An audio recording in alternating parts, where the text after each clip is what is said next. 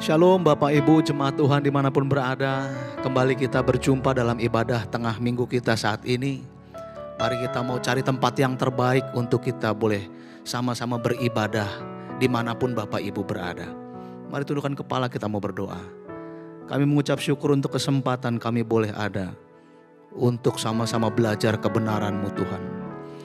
Supaya setiap kebenaran yang kami konsumsi memaksa kami untuk melakukannya. Berikan kami kemampuan Tuhan. Dalam nama Yesus kami berdoa. Haleluya. Ini hidup kami Tuhan yang kami persembahkan bagi Engkau. Pakai seluruhnya bagi kemuliaan nama-Mu Tuhan. Dari waktu ke waktu. Sehingga apa yang kami buat menyenangkan hati Tuhan. Terima kasih Tuhan Yesus. Tuhan, ambil hidupku untuk melayani Engkau seperti Engkau lebih dulu melayaniku. Tuhan, kasih-Mu limpah tak terbatas olehku. Dengan segenap hidupku ku mau balas cinta-Mu. Tuhan, ini hidupku. Sama-sama katakan sama Tuhan. Tuhan, ini hidupku, ku serahkan bagi-Mu. Karena ku tahu pasti semuanya milik-Mu. Tuhan, aku percaya Engkau sertaku selalu. Di sepanjang jalanku Engkau pegang tanganku. Ku rela Engkau miliki demi kemuliaan nama-Mu. Saatnya untuk mengabdi, memberitakan firman-Mu ke seluruh bumi. Tuhan, ini hidupku ya Bapa. Tuhan, ini hidupku, ku serahkan bagi-Mu. Karena ku tahu pasti semuanya milik-Mu. Tuhan, aku percaya Engkau sertaku selalu. Di sepanjang jalanku Engkau pegang tanganku. Oh, ku rela Engkau miliki demi kemuliaan nama-Mu. Saatnya untuk mengabdi, memberitakan firman-Mu ke seluruh. Ku rela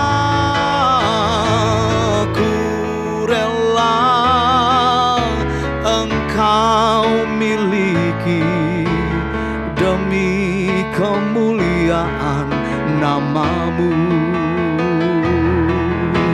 Saatnya untuk mengabdi, memberitakan firman-Mu ke seluruh bumi. Ku rela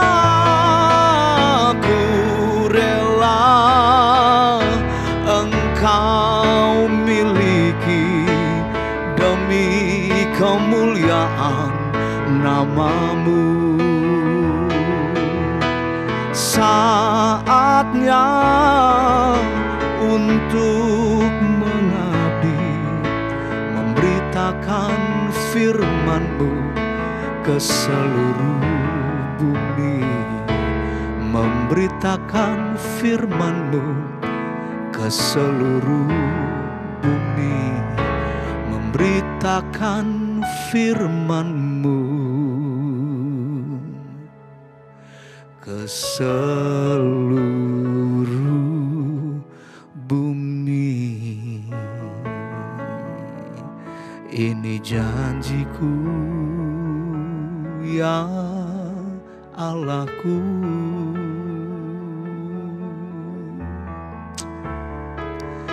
Ini kerinduanku ya Bapa, pengabdianku bagimu, hidupku bagimu ya Allahku.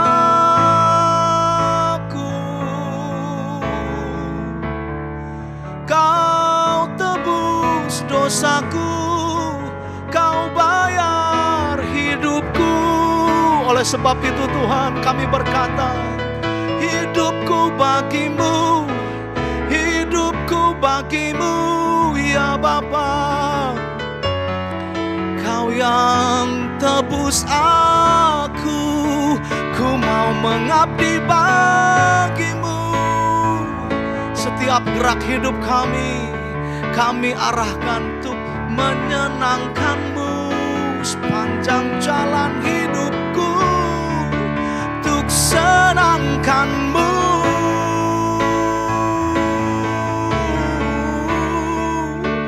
Dalam setiap langkahku, dalam gerak hidupku, ku mau berjuang senangkan-Mu, berjuang senangkan-Mu. Kami mau berjuang di sini Tuhan. Kami mau taruh hidup kami di sini, mempertaruhkan segalanya bagi Tuhan, karena kami tahu Engkau tebus kami. Mari pandang Tuhan, katakan sama Tuhan saat ini. Ini komitmen kami Tuhan, ini komitmen. Ku pertaruhkan semua yang ku miliki, yang nanti pasti akan pergi. Tak ada lagi yang ku bawa sampai mati. Tak ku sesali melayani. Engkau yang abadi. Kami pertaruhkan hidup kami di sini Tuhan Yesus. Ku pertaruhkan semua yang ku miliki, yang nanti pasti akan pergi. Tak ada lagi yang ku bawa sampai mati. Tak ku sesali melayani. Engkau yang abadi. Ku pertaruhkan semua yang ku miliki, yang nanti pasti akan pergi. Oh, tak ada lagi yang ku bawa sampai mati. Tak ku sesali melayani. Tak ku sesali, tak ku sesali melayani. Tak ku sesali, tak ku sesali melayani. Engkau yang abadi.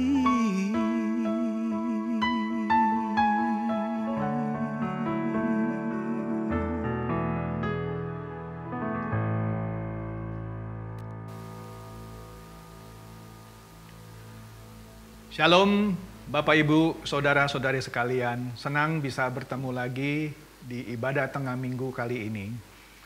Tapi sebelum kita mendengar sebagian dari kebenaran firman Tuhan, kita mau berdoa terlebih dahulu. Bapa kami yang bertata di dalam kerajaan surga, terima kasih atas kesempatan kali ini, di mana kami boleh belajar lagi dari sebagian kebenaran firman-Mu. Biarlah apa yang disampaikan oleh hamba-Mu ini hanya datang dari-Mu saja. Karena semua kemuliaan hanya milik-Mu saja di muka bumi ini. Berilah kami hati yang baru, hati yang siap untuk ditabur oleh kebenaran firman-Mu. Kami sambut kebenaran firman-Mu. Dalam nama Tuhan Yesus kami berdoa. Amin. Bapak, Ibu, saudara-saudari sekalian, baru-baru ini saya mendapatkan sebuah video. Video ini cukup viral gitu ya. Video ini dibawakan oleh seorang pendeta besar. Saya nggak usah sebutlah namanya ya. Pendeta ini berkata, nanti di neraka jangan heran kalau kita ketemu banyak pendeta. Astaga. Saya pertama kali kaget juga gitu ya. Tapi begitu saya dengar khotbahnya sampai selesai, saya setuju banget gitu. Tapi mungkin akan banyak pendeta yang nggak suka sama khotbah pendeta besar ini. Dia benar sekali gitu ya. Jadi jangan kaget kalau nanti di neraka kita ketemu banyak pendeta. Tapi pendeta yang nggak benar gitu ya. Jangan sensi dulu gitu ya. Ya pastilah kalau pendetanya kerjanya tipu sana tipu sini. Korupsi sana korupsi sini gitu ya. Pokoknya masing terikat duniawi tapi khotbahnya pinter gitu ya. Yang nggak masuk hitungan gitu. Nah kalau pendeta saja nanti akan banyak kita ketemu di neraka, apalagi kalau cuma jemaat biasa gitu ya, panutannya aja bisa masuk neraka gitu, apalagi kalau jemaatnya nggak benar-benar gitu. Apalagi kalau kita cuma dengar khotbah bahwa kalau kita sudah jadi orang Kristen, terima Tuhan Yesus sebagai juru selamat, dibaptis maka mati pasti masuk surga gitu ya. Sehingga kita hidup di dunia sehari-hari itu seenaknya sendiri. Loh, saya udah orang Kristen Pak, mati pasti masuk surga. Saya sudah punya rumah, bapakku sudah menyediakan rumah. Nah inilah bahayanya kalau kekristenan sudah diencerkan gitu ya. Sehingga hal-hal yang tidak benar seperti ini diterima sebagai kebenaran. Padahal kebenarannya tidak seperti itu. Ya, banyak kok ayat-ayat di Alkitab yang mengatakan bahwa hal-hal yang najis tidak akan masuk ke dalam kerajaan surga. Lah, kalau Anda hidup Anda najis, Anda masih merasa layak masuk surga. Mentang-mentang KTP Anda Kristen gitu ya. Ya enggak juga lah coy. Gitu. Nah, sorry ya kalau saya pakai bahasa anak muda gitu ya. Karena memang saya kebiasaan kalau rekam begitu gitu. Biar ada humor sedikit. Nah, kembali lagi ke khotbah pendeta besar ini. Saya yakin akan banyak pendeta yang tidak suka sama khotbah keras seperti itu. Tapi saya amini khotbah pendeta itu benar bahwa nanti di neraka sana akan banyak pendeta yang masuk neraka. Ini intermezzo sedikit lah ya. Pada satu kesempatan pelayanan di penjara, kita ketemu orang-orang yang ya kalau hari Jumat kita juga adakan ibadah di sel gitu ya. Situ banyak orang-orang Kristen yang tatonya Paulus, Yohanes, Matius, Markus gitu ya. Satu ketika kita nggak ketemu lagi, sebut saja sama yang namanya si Matius gitu ya. Sebulan kemudian si Matius masuk lagi ke penjara. Kita tanya, lah bukannya kamu sudah bebas? Kok masuk lagi? Tenang Pak, Tuhan Yesus tetap bersama saya. Apapun yang saya lakukan di dunia, saya punya rumah di surga. Lah ini kan kacau gitu ya kalau kekristenan cuman diterima sebagai jaminan pasti masuk surga. Wah ini benar-benar gitu ya. Jadi kalau ini kita amini terus gitu ya, jangan-jangan kita semua nanti masuk neraka. Karena merasa sudah jadi Kristen, sudah dibaptis, dapat jaminan rumah di surga. Kata siapa? Baca dong Alkitabnya sampai komplit gitu. Jangan cuma comot 1-2 ayat. Itu pun dengan pengertian yang salah. Oke, saya masuk saja lah ya ke kita buka ayat Alkitab kita. Kita buka Alkitab kita. Kita lihat satu ayat dulu. Nanti saya bacakan perikopnya yang komplit. Kita buka di Matius 22 ayat 14. Matius 22 ayat 14. Di sini dikatakan, sebab banyak yang dipanggil tetapi sedikit yang dipilih. Nah, nanti saya akan bahas Matius 22 ayat 1 sampai 14 lagi yang komplit. Tapi kita fokuskan saja dulu di Matius 22 ayat 14 ini. Sebab banyak yang dipanggil tetapi sedikit yang dipilih. Astaga. Jadi kita ini semuanya dipanggil gitu ya. Dipanggil oleh Tuhan untuk menerima Tuhan, untuk hidup sesuai dengan kehendak Tuhan, tapi nantinya hanya sedikit yang dipilih. Maka tadi saya katakan, saya setuju banget dengan khotbah Bapak Pendeta Besar itu, yang saya nggak usah sebut namanya, ntar tambah sensi orang gitu ya. Nah, Pak, tapi ada ayat yang bilang bahwa kita sudah dipilih. Ini ayat yang Matius 22 ayat 14 nggak benar ini. Loh, kalau ayat Alkitab tidak ada satupun yang nggak benar. Tapi ada Pak ayat yang bilang kita tuh sudah dipilih Tuhan. Jadi Matius 22 ayat 14 ini nggak tepat. Kan Matius 22 ayat 14 bilang, sebab banyak yang dipanggil tetapi sedikit yang dipilih gitu kan. Loh, tapi kita sudah dipilih Pak. Nih saya kasih ayatnya. Oke, dia kasih ayatnya. Ayatnya apa? Nah dia bilang ini Pak ayatnya. Kita lihat katanya ya di Yohanes 15 ayat 16. Yohanes 15 ayat 16. Yohanes 15 ayat 16 berkata, bukan kamu yang memilih aku, tetapi akulah yang memilih kamu. Tuh kan, kita sudah dipilih Tuhan Pak. Saya bilang baca yang habis, sampai habis ayatnya. Jangan cuman 2 baris doang gitu ya. Nah, baca lagi. Oke. Dan aku telah menetapkan kamu supaya kamu pergi dan menghasilkan buah. Kamu menghasilkan buah nggak? Oke, mulai diam dia. Oke, dan buahmu itu tetap. Jangan hari ini berbuah, besok seminggu nggak berbuah, malah berbuah tapi buahnya busuk gitu ya. Dan dikatakan supaya kamu menghasilkan buah dan buahmu itu tetap. Supaya apa yang kamu minta kepada Bapa dalam namaku diberikannya kepadamu. Nah, jangan ambil ayat di atas, bagian atas dan bagian bawahnya saja. Apa yang kamu minta kepada Bapa dalam nama diberikannya kepadamu. Iya kalau kamu berbuah dan buahmu tetap. Dan kita harus perhatikan konteks ayat ini. Ayat ini ketika Tuhan Yesus berbicara kepada murid-muridnya. Ya, betul Tuhan Yesus pilih murid-muridnya. Nanti kita lihat lagi ayatnya yang Tuhan Yesus memilih ke-12 rasul. Itu lebih mengerikan ayatnya gitu ya. Nah, di sini dalam Yohanes 15 ayat 16, kata akulah yang memilih kamu. Memilih itu kata kerja ya. Kalau dalam bahasa Yunaninya kata dasarnya eklegomai. Nah, tapi di ayat ini ditulisnya excelsamen, yang artinya ya benar-benar cuma pilihan aja gitu. Saya pilih makan rujak, saya pilih makan pangsit, ya pilihan gitu ya. Ya tapi kita sudah dipilih Pak, nanti dulu. Nanti saya kasih lihat lagi ya ayatnya. Nah kita lihat lagi lah satu ayatnya lagi yang berkata mengenai Tuhan Yesus ini memilih. Yaitu kita lihat di Yohanes 6 ayat 70. Yohanes 6 ayat 70. Jawab Yesus kepada mereka, bukankah aku sendiri yang telah memilih kamu yang 12? Ini sekali lagi ya, katanya sama, excelsamen. Yang kata dasarnya adalah eklegomai. Sebuah kata kerja. Betul, Yesus sendiri yang memilih ke-12 rasulnya itu. Namun, seorang di antaramu adalah iblis. Astaga. Rasul saja yang dipilih oleh Tuhan Yesus sendiri. Kalau bahasa Inggrisnya handpick, dipilih oleh tangannya sendiri gitu ya. Tapi satunya ada yang iblis. Nah, di ayat 71-nya dikatakan yang dimaksudkannya ialah Yudas, anak Simon Iskariot. Sebab dialah yang akan menyerahkan Yesus.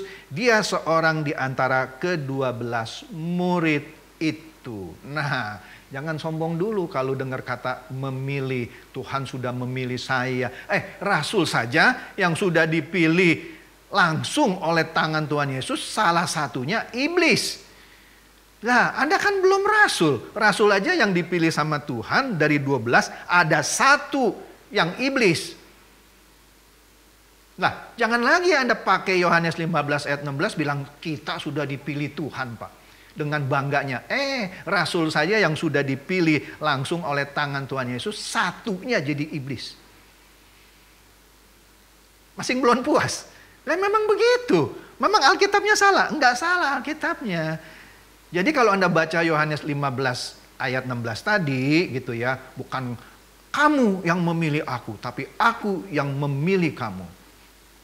Jangan merasa Anda sudah jadi orang pilihan gitu. Yang kalau mati pasti masuk surga. Lah kan Yohanes 15 ayat 16 bilang, Pak. Bukan saya yang pilih Tuhan. Tuhan yang pilih saya. Nah kalau Tuhan pilih saya ya sudah dong. Saya pasti masuk surga. Enggak begitu juga. Ya. Oke deh. Nah sekarang kita mulai masuk ke ayat tadi. Kembali ke Matius 22 ayat 14. Sama-sama memakai kata pilih. Nah, Matius 22 ayat 14 tadi ya saya bacakan ulang ya.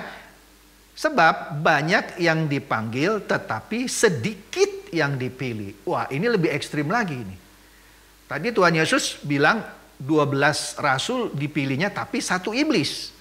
Maksudnya satunya jadi iblis gitu ya. Nah, di sini Matius 22 ayat 14 bilangnya apa? Sebab banyak yang dipanggil tetapi sedikit yang dipilih. Dan benar-benar sedikit. Nah untuk memahami ayat ini kita harus baca perikopnya lengkap. Ya. Nah perikop ini di Matius 22 ayat 1 sampai 14. Judul perikopnya adalah perumpamaan tentang perjamuan kawin. Saya bacakanlah ya, biar Anda dapat pengertian yang komprehensif gitu ya. Ayat 1. Lalu Yesus berbicara pula dalam perumpamaan kepada mereka. Hal kerajaan surga seumpama seorang raja yang mengadakan perjamuan kawin untuk anaknya. Ia menyuruh hamba-hambanya memanggil orang-orang yang telah diundang ke perjamuan kawin itu. Tetapi orang-orang itu tidak mau datang. Ia menyuruh pula hamba-hamba lain, pesannya katakanlah kepada orang-orang yang diundang itu, sesungguhnya hidangan telah kusediakan. Lembu-lembu jantan dan ternak piaraanku telah disembelih, semuanya telah tersedia. Datanglah ke perjamuan kawin ini. Tetapi orang-orang yang diundang itu tidak mengindahkannya. Ada yang pergi ke ladangnya, ada yang pergi mengurus usahanya. Dan yang lain menangkap hamba-hambanya itu, menyiksanya dan membunuhnya. Maka murkalah raja itu. Lalu menyuruh pasukannya ke sana untuk membinasakan pembunuh-pembunuh itu dan membakar kota mereka. Sesudah itu, ia berkata kepada hamba-hambanya, perjamuan kawin telah tersedia, tetapi orang-orang yang diundang tadi tidak layak untuk itu. Sebab itu, pergilah ke persimpangan-persimpangan jalan dan undanglah setiap orang yang kamu jumpai di sana ke perjamuan kawin itu. Maka pergilah hamba-hamba itu dan mereka mengumpulkan semua orang yang dijumpai di jalan-jalan. Orang-orang yang jahat, orang-orang baik, sehingga penuhlah ruangan perjamuan kawin itu dengan tamu. Ketika raja itu masuk untuk bertemu dengan tamu-tamu itu, ia melihat seorang yang tidak berpakaian pesta. Ia berkata kepadanya, hai saudara, bagaimana engkau kemari dengan tidak memakai atau mengenakan pakaian pesta? Tetapi orang itu diam saja. Lalu kata raja itu kepada hamba-hambanya, ikatlah kaki dan tangannya dan campakkanlah orang itu ke dalam kegelapan. Yang paling gelap, di sanalah akan terdapat ratap dan kertak gigi. Kemudian barulah muncul di ayat 14 ini. Sebab banyak yang dipanggil tetapi sedikit yang dipilih. Nah, perumpamaan tentang perjamuan kawin ini dalam sekali artinya. Jadi kalau Anda benar-benar orang Kristen, orang yang ngakunya Kristen, yang ngakunya percaya Tuhan Yesus harus mengerti perumpamaan tentang perjamuan kawin ini. Nah, saya bikin singkat saja ya. Itu perjamuan kawin itu awalnya yang diundang itu adalah orang-orang pilihan juga. Siapa? Orang Yahudi. Padahal orang-orang pilihan ini, orang-orang Yahudi, kalau Anda belajar sejarah ketika dikeluarkan dari Mesir ke tanah perjanjian, banyak juga kok yang ditewaskan di padang gurun. Dia harus muter-muter di padang gurun 40 tahun. Padahal orang pilihan Allah loh. Ditewaskan juga yang nggak taat. Di situ saja sebenarnya Anda sudah harus belajar bahwa orang yang disebut umat pilihan juga banyak yang ditewaskan. Nah, apalagi Anda. Nah, oke lah. Di sini orang-orang Yahudi yang pertama kali diundang ke perjamuan kawin itu tidak menerima atau tidak mengindahkan undangan itu. Oke. Ada yang di situ sebut apa? Ada yang pergi ke ladang lah, ada yang ke mana ya?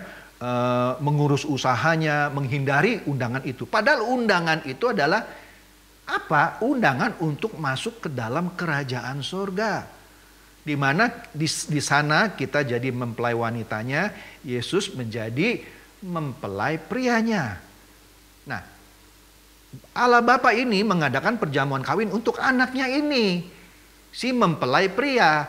Yang pertama kali diundang adalah orang Yahudi, tapi mereka menolak, tidak mau hadir. Jelaskan mereka tidak mengakui Yesus sebagai Mesias. Ya, mereka menolak.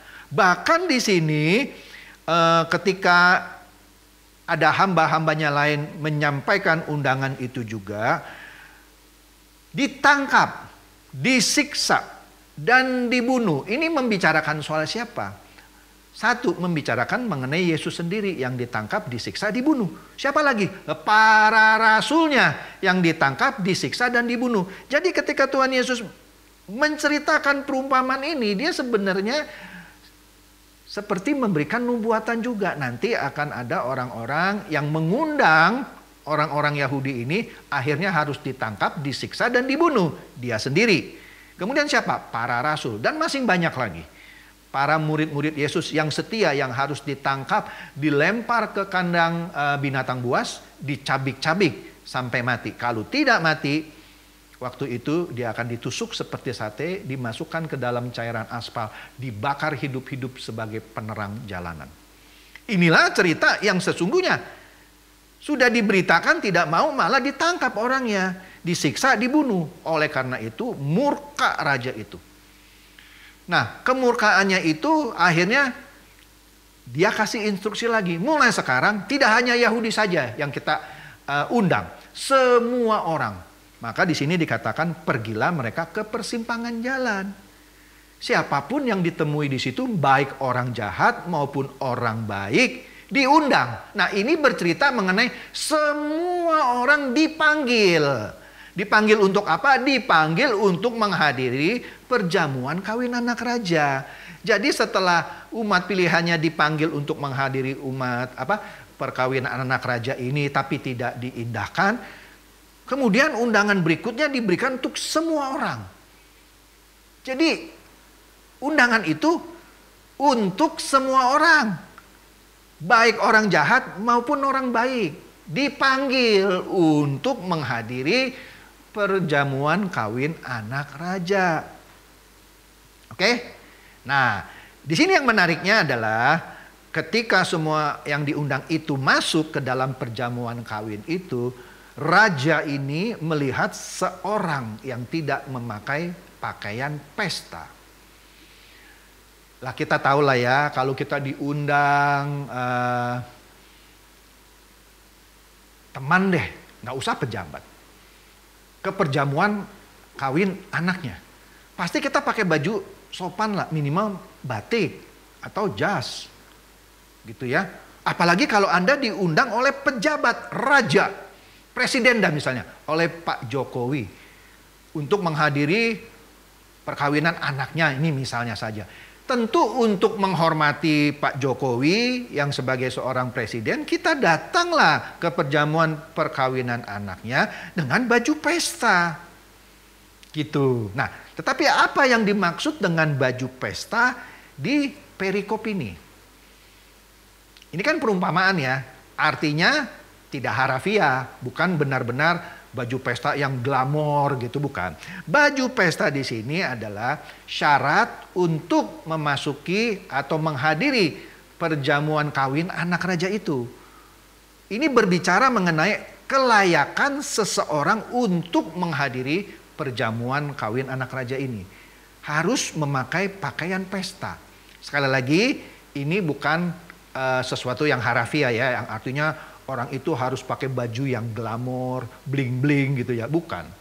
Tapi di sini berbicara mengenai kelayakan kita mengenakan jubah kehidupan yang sebut saja meninggalkan semua sinful nature kita, mengenakan jubah kehidupan yang divine nature. Jadi yang layak memasuki atau menghadiri pesta perkawinan anak raja ini adalah orang-orang yang mengenakan jubah kehidupan yang divine nature, yang sudah selesai dengan dirinya, yang sudah menanggalkan kehidupan duniawinya, yang penuh dengan dosa sinful nature, mengenakan jubah baru yang divine nature, yang sudah berubah. Nah, perubahan ini tentu tidak bisa terjadi dalam satu malam. Anda masuk kolam baptisan, dicelup, keluar langsung pakai baju pesta gitu. Enggak, itu cerita dongeng gitu. Kalau ada dari Bapak Ibu, saudara-saudari yang pernah ketemu orang yang jahat gitu ya, terus dibaptis, setelah dibaptis terus otomatis hidupnya baik terus sampai sekarang, tolong kenalkan saya. Saya mau kenalan. Karena saya belum pernah ketemu orang yang seperti itu. Oke? Jadi dari sejak Anda menerima Tuhan Yesus dibaptis, pelan-pelan Anda harus mengubah gaya kehidupan Anda yang sinful nature, yang penuh dengan dosa. Pelan-pelan Anda kikis itu sampai Anda mengenakan jubah kehidupan yang divine nature, yang sempurna, tak bercacat, tak bercela. Disitulah yang dimaksud dengan baju pesta di Matius 22 ini. Baru Anda layak masuk ke perjamuan kawin anak raja ini. Kalau Anda tidak mengenakan baju pesta ini, maka Anda tidak layak masuk ke perjamuan kawin ini. Oke? Makanya di ayat yang ke-14 tadi dikatakan sebab banyak yang dipanggil. Semua orang dipanggil kok untuk menghadiri perjamuan kawin anak raja, tetapi sedikit yang terpilih. Siapa yang benar-benar mengenakan baju pesta? Mengenakan baju pesta. Saya ada ilustrasi, saya lupa apakah saya pernah terangkan gitu ya atau saya jelaskan, tapi udahlah saya ulas lagi. Pada satu ketika ada seorang bapak yang hobinya minum minuman keras. Birka apakah gitu, pokoknya yang bisa bikin dia mabuk gitu ya. Setiap kali dia mabuk, dia pasti bertengkar dengan istrinya. Sehingga istrinya mau mengajukan cerai. Karena kalau dia mabuk, dia suka mukul istri gitu. Kemudian setelah bapak ini dikonseling oleh Pak Pendeta, akhirnya bapak ini menangis dan dia bertobat. Dia mau meninggalkan minum minuman keras. Dan dia minta untuk dibaptis. Wah, Pak Pendeta senang ini ya. Kemudian pada saat baptisan, bapak ini sebut aja namanya Ko Acong gitu ya. Jadi mohon maaf kalau ada yang namanya sama ya, Ko Acong. Ko Acong ini dibaptis gitu ya, masuk ke kolam baptisan seperti biasa dicelup. Ketika dicelup, Pak Pendeta bilang, Ko Acong, mulai saat ini engkau adalah ciptaan baru. Namamu bukan lagi Acong tetapi Daniel. Haleluya katanya. Keluarlah Ko Acong dari kolam baptisan dengan nama baru, Daniel. Nah, Pak Daniel ini sekarang sudah jadi orang Kristen nih ceritanya. Kemudian sehabis baptisan dia pulang nih, makan siang, kan lapar ya, haus, dia buka lemari es, ada bir hitam. Wah, hatinya cekot-cekot. Biasanya begitu lihat bir hitam langsung dibuka, diminum gitu. Ya, tapi kali ini dia bilang, oh nggak boleh, aku sekarang sudah jadi orang Kristen, namaku sekarang Daniel, aku tidak mau minum bir hitam lagi. Menang dia. Menjelang sore, dia haus lagi. Dia buka lemari es, bir hitamnya masih di sana. Cekot-cekot lagi nih Ko Acong, alias Pak Daniel. Dia bergumul berat di situ. Akhirnya dia menang lagi. Dia bilang tidak boleh. Sekarang saya sudah jadi orang Kristen. Tidak boleh sentuh lagi bir hitam.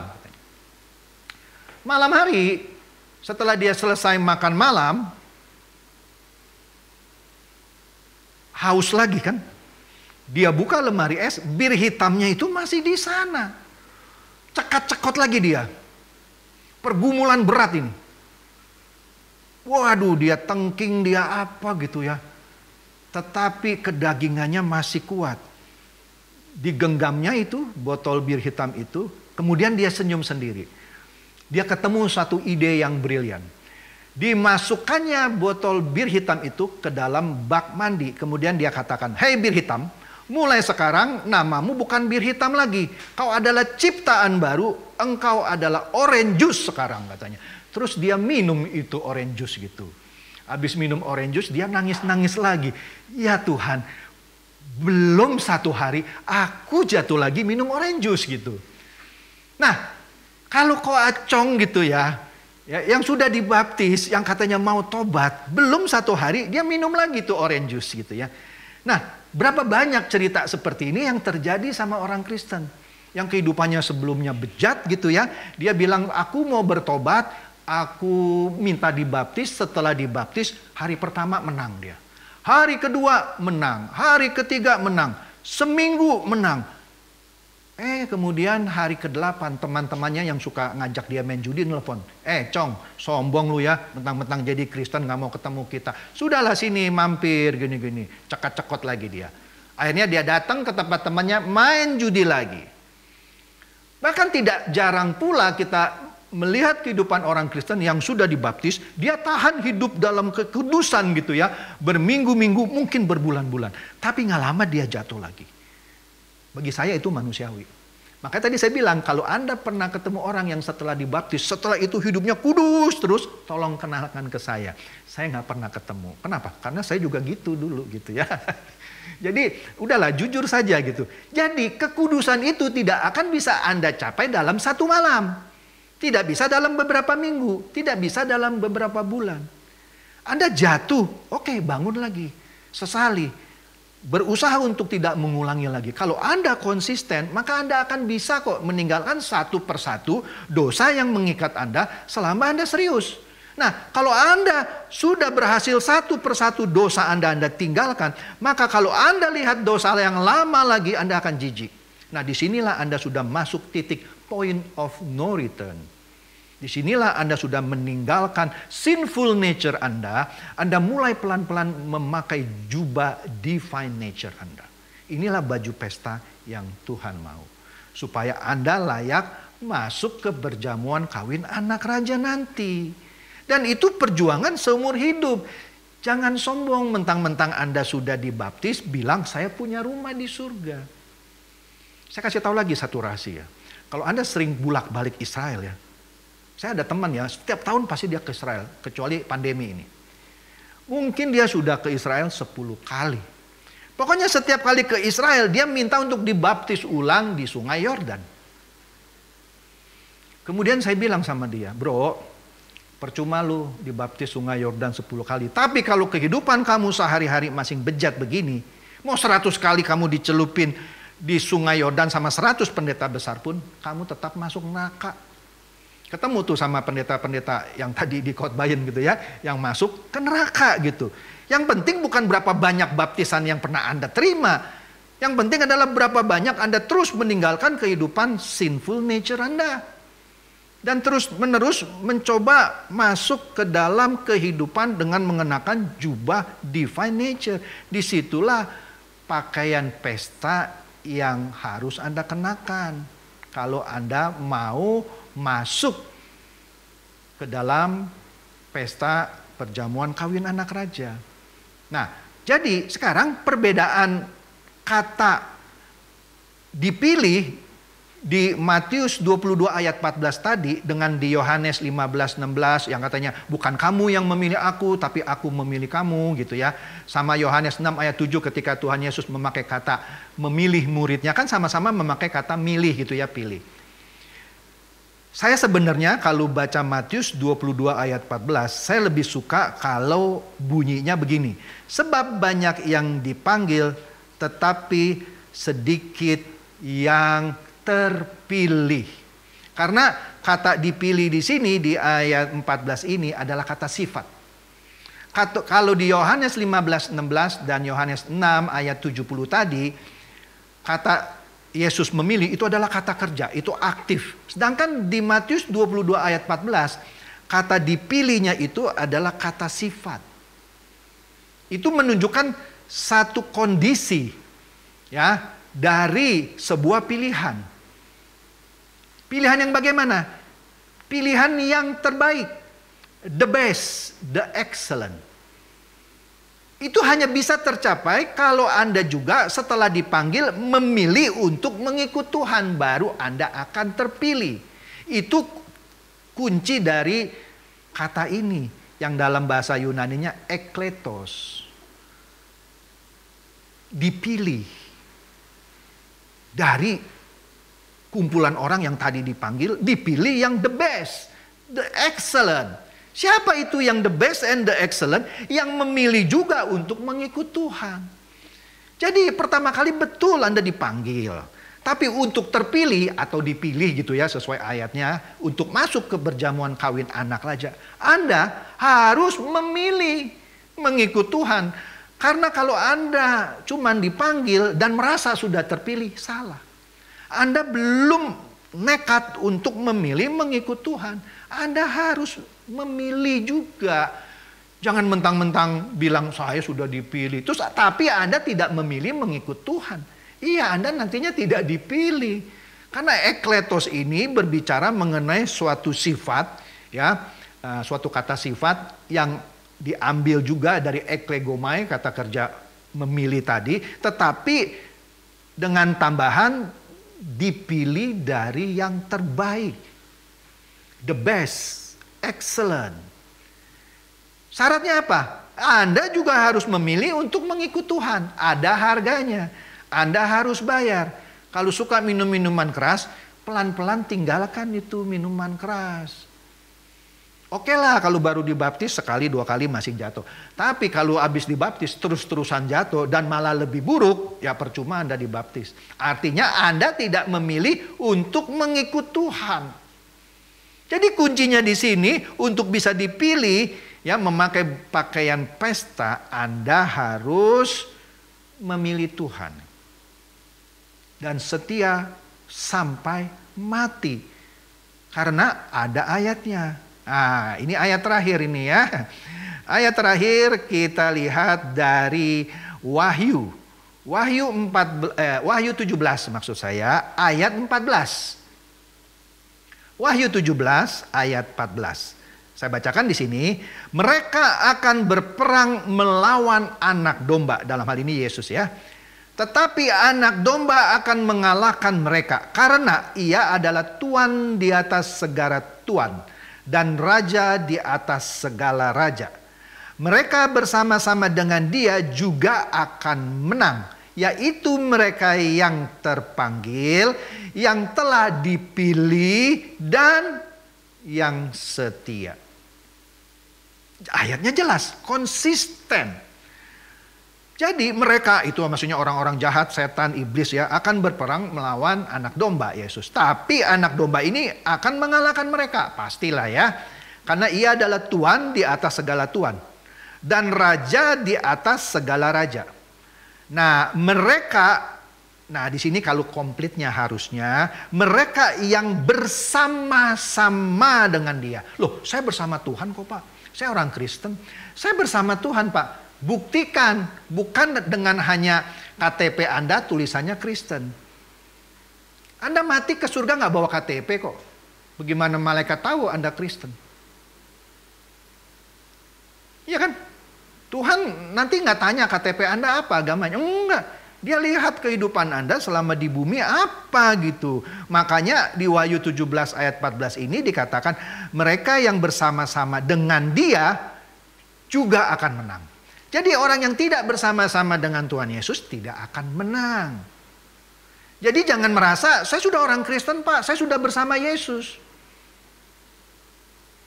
Saya sudah bersama Yesus.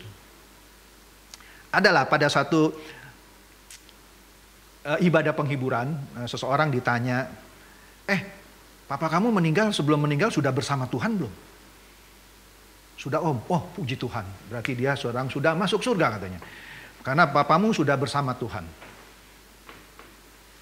Nah, tetapi yang benar-benar kita bersama-sama dengan Tuhan bukan hanya karena kita orang Kristen, kemudian kita bilang kita sudah bersama Tuhan. Nah, kita bersama Tuhan itu harus kita buktikan dengan tindakan. Bukan hanya seremonial baptisan. Bukan hanya dengan seremonial rajin ke gereja. Rajin ke gereja perlu. Tetapi kalau Anda rajin ke gereja, tapi kehidupan Anda sehari-hari di luar gereja, ya, nol besar, bahkan minus, ya percuma Anda ke gereja. Oke? Jadi ayat yang terakhir ini, Wahyu 17 ayat 14, apa? Yaitu mereka yang bersama-sama dengan dia juga akan menang. Yaitu, 1, mereka yang terpanggil. 2, setelah itu yang telah dipilih. Tapi setelah itu juga ada syarat tambahan. Maka tadi saya bilang yang dipilih itu the best. Apa itu? Yang setia. Pertanyaannya, apakah Anda sudah jadi orang Kristen yang setia? Setelah dipanggil, wah sudah merasa terpilih, tapi Anda setia nggak? Anda harus setia. Setianya gimana? Sampai mati. Tirulah Tuhan Yesus yang taat. Bahkan taat sampai mati di kayu salib. Sama, Anda juga harus tetap setia. Bukan hanya setia kepada Tuhan Yesus di hari Minggu. Nyanyi-nyanyi, nangis gitu ya. Tapi begitu keluar dari gereja, wah berantakan lagi. Oke? Jadi semoga kebenaran firman Tuhan ini mengenai banyak dipanggil tetapi sedikit yang terpilih, boleh Anda terapkan dalam kehidupan Anda sehari-hari. Betul, Anda sudah terpanggil, tetapi apakah Anda sudah terpilih? Ya, Anda harus buktikan dengan apa? Hidup kudus, tak bercacat, tak bercela. Susah Pak. Ngomong sih enak khotbah, coba lakukan. Iya betul, saya juga tahu, susah. Emang enak gitu ya jadi orang Kristen, susah, harus bayar harga. Nggak gampang, khotbahnya sih gampang gitu, prakteknya susah gitu ya. Saya juga terus belajar ya. Nah, terus apa lagi? Setia. Barulah Anda layak tadi mengenakan baju pesta dan layak masuk ke perjamuan kawin anak raja. Demikian firman Tuhan pada kesempatan kali ini. Biarlah firman Tuhan ini boleh menginspirasi dan Anda terapkan di dalam kehidupan Anda sehari-hari untuk menjadi orang yang terus disempurnakan. Saya tutup dalam doa. Bapa kami yang bertata di dalam kerajaan surga, terima kasih Bapa atas sebagian dari kebenaran firman-Mu ini. Kami tahu bahwa kami harus menjalani kehidupan kami sehari-hari dengan memilih Engkau saja. Meninggalkan semua hal-hal yang masih mengikat kami, yang membelenggu kami. Kami mau hidup kudus, tak bercacat, tak bercela. Dan kami mau terus setia mengikut-Mu saja. Karena kami mau nanti ketika pada masanya kami didapati mengenakan baju pesta yang Engkau kehendaki. Kami tahu ini tidak mudah bagi kami jika kami lakukan dengan kekuatan kami sendiri. Tapi dengan Roh Kudus yang sudah dimeteraikan terhadap diri kami, yang selalu membimbing kami, kami akan punya kekuatan untuk melakukan firman-Mu ini. Oleh karena itu, biarlah kami tidak hanya menjadi pendengar-pendengar firman yang handal, tetapi mampukan kami bekerja sama dengan Roh Kudus untuk menjadi pelaku-pelaku firman yang handal di dalam kehidupan kami sehari-hari. Karena hanya dengan demikian saja kami boleh nanti mengenakan baju pesta yang layak untuk menghadiri perjamuan kawin anak raja. Terima kasih Bapa, dalam nama Tuhan Yesus kami berdoa. Amin.